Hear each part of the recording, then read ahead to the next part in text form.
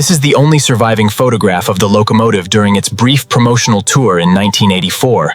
And you can sense, this is the moment the locomotive wakes up for the first time in 40 years, because that pressure washer is cutting through decades of grime and revealing you are watching 40 years of grime dissolve under the water, and every pass of the wand reveals more of the original shape beneath the crust of soot and mud. The graffiti that covered this locomotive for decades is washing away, and you can see the layers of history dissolving under the water. The bolts on these batwing panels have not been turned since 1984, and you can feel the resistance as the rust fights every inch of movement. This is the most iconic part of the entire locomotive, and you have to treat care.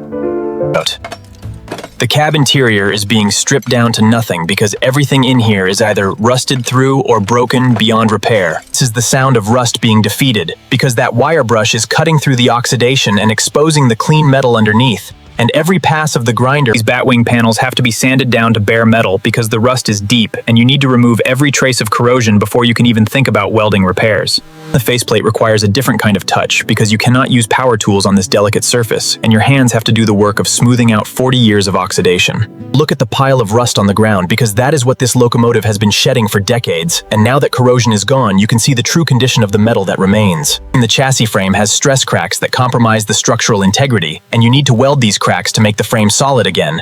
Because this locomotive the frame has to be patched with new steel because the rust has eaten through the original metal, and you are building strength back into this locomotive one patch at a time.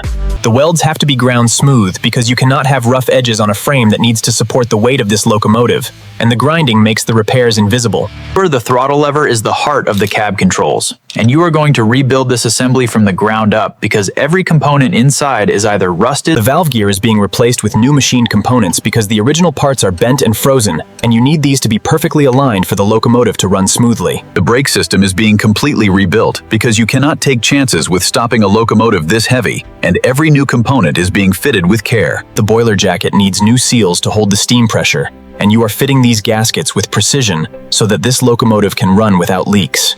Every pit and imperfection in the metal has to be filled because you want a showroom quality finish, and this filler is the first step to a flawless surface. The filler has to be sanded perfectly flush with the metal because any imperfection in this layer will show through the paint, and you are building a foundation for the final finish. The masking is the most important step before painting because you need to protect the brass and chrome that will stay polished, and every edge has to be perfectly straight. This is the moment the locomotive changes color for the first time, because that gray primer is the foundation for everything that you are building up the primer in layers because this creates a uniform surface for the final paint, and each pass of the spray gun is another step toward the finished product. The primer is drying now, and you can see the locomotive finally looking like a complete surface, ready for the satin black that will define its final look. The satin black is going on now, and this is the color that will define this locomotive for generations, and you are watching the transformation from forgotten relic to showpiece. The gloss graphite accents are being applied with precision because these details will catch the light and make the locomotive stand out. The midnight blue trim is the finishing touch to the paint scheme, and this color adds depth to the satin black and gloss graphite and ties everything together. The faceplate is being painted in matte dark gray to give it a menacing look that matches the batwing panels, and this color will make the faceplate stand out against the satin black boiler into tangers. And the paint is curing now, and you have to wait for the layers to harden completely, because any contact with the surface before the paint is cured, and you can feel the hardness of the surface under your fingers, and the locomotive is finally ready for the next phase of the restoration. The buffer is bringing out the deep satin finish in the black paint, and you can see the richness developing as the pad moves across the surface and the haze disappears. The gloss graphite accents need to be compounded to remove any swirl marks, and you are bringing out the deep shine that makes this detail stand out. This is the final wipe down, and the paint is now flawless, and the locomotive is ready for the next phase of the restoration. The floorboards are being replaced with new hardwood because the original boards were rotted, and these new boards will give the cab a warm and classic feel. The brass gauges are being installed, and you can see the polished brass reflecting the cab light, and these gauges will be the eyes of the driver. The throttle lever is back where it belongs, and you can see the smooth motion as it moves through its range, and this lever will control the power of the locomotive. The batwing panels are being mounted, and you can see the custom fabrication fitting perfectly, and these panels are what make this locomotive unique. The faceplate is back where it belongs, and you can see it finally in place on the locomotive, And this is the moment the character of the train returns. The boiler jacket is being reinstalled, and you can see the sections fitting perfectly, and the sealant will keep the steam pressure contained. Every fastener is being checked with a torque wrench because you want to be sure that everything is secure, and this final tightening sequence ensures the locomotive is safe and sound. The fluids are being filled because this locomotive needs its oil and steam fluid to operate, and you are watching the lifeblood of the machine being added. The control linkages are being tested because you have to make sure everything moves smoothly before you fire up the boiler, and every control is working perfectly. The pressure check is holding steady, and the system is ready for the first start, and you have done everything right. This is the moment of truth, because everything you have done over weeks of work comes down to this first start, and you are about to find out if it all works.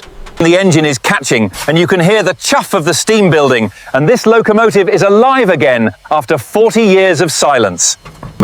The idle is smooth, and the locomotive is running perfectly, and you have successfully brought this relic back to life.